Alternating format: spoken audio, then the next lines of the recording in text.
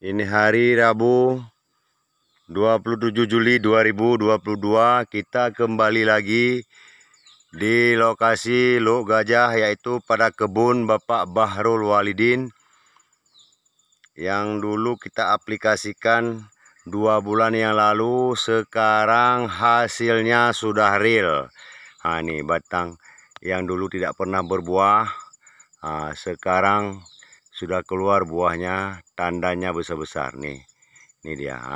Dia sudah tiap-tiap pelepah sekarang sudah mengeluarkan buah.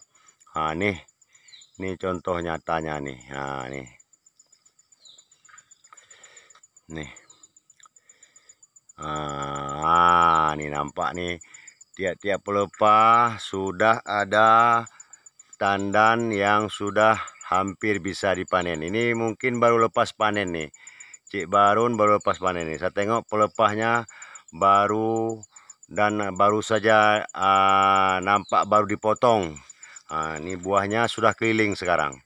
Ini akibat pilus slow release pada batang yang dulu trek berhenti berbuah. Sekarang sudah keluar tiap-tiap pelepah sudah ada buahnya. Nah, nih tandan-tandan baru pun sudah mulai bermunculan.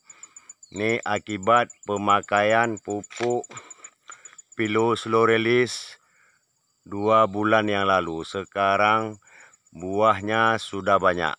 Tiap-tiap pelepah sudah ada buah dan daunnya sudah mulai luntur. Nah, sudah mulai luntur, sudah mulai terbuka, dan aplikasi kedua insya Allah tandannya sudah besar-besar.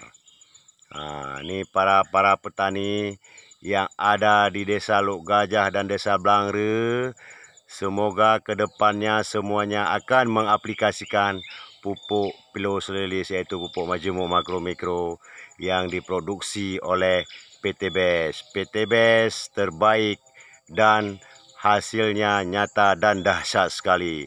Sekian dan terima kasih. Salam sinergi, go berkah, no riba, no ribut. Wassalamualaikum warahmatullahi wabarakatuh.